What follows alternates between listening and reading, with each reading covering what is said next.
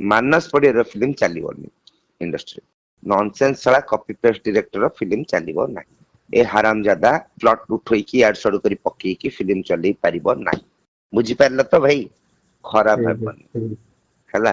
And ଭାଇକୁ ଯଦି ଦରକାର ପଡେ ଭାଇ କେବେ ଖରାପ ଭାବିବ କହିଦବ, ଏଇଟା ତ ପର୍ସନାଲ ଜିନିଷ। ଆପଣ ଯଦି ପଶିବେ ଭାଇ ମୁଁ ଓପନଲି ଭାଇ ଏଗେନଷ୍ଟ କୁ ବାହାରିବି। ମତେ ଭାଇ ଏଗେନଷ୍ଟ ଧରିବାକୁ ପଡିବ, ତେଣିକି ଯାହା ହେଇଯାଉ ଏଇଟା ପର୍ସନାଲ। ବୁଝିପାରିଲେ? ହଁ। And I promise you 300 digital marketing team ତା ଜି ମାରିଦେବେ ଏଥର। ଆମେ ବୁଝିଗଲୁଣି ଗେମ୍। ଏତେ ଦିନ ଧରି ମାର୍କେଟିଂ ଧରିବାକୁ ଚେଷ୍ଟା କରୁଥିଲି ତ। ଆଇ ଏମ୍ ଅନ୍ ନାଉ। ଯାହା କରିବାର ଅଛି କର, ମୁଁ ଅନ୍ ଅଛି ଗେମ୍ ପାଇଁ। ମୁଁ ହଜମ କରିପାରିବିନି ମାନସ ପଡିହାରୀ ଫ୍ଲପ୍ ଡିରେକ୍ଟର, ମାନେ ଅପରଚୁନିଷ୍ଟ ଡିରେକ୍ଟର, ଅପରଚୁନିଷ୍ଟ ପର୍ସନ ସେ ଆଗକୁ ବଢିବ ପୁଣି ଗୋଟେ ସୁପରଷ୍ଟାର କାନ୍ଧରେ ମାନେ ବନ୍ଧୁକ ଲଗେଇ। ବୁଝିପାରିଲ?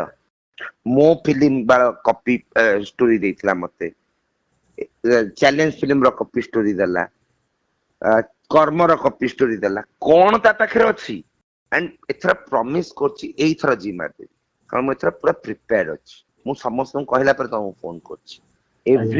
ଏଭ୍ରି ଡେ ଇନଡାଇରେକ୍ଟଲି ଏଇନା ଯିବ, ଫିଲ୍ମ ଯେତେବେଳେ ଆରମ୍ଭ ହବ ଡାଇରେକ୍ଟଲି ଯିବ ତା ଉପରେ ହେଲା।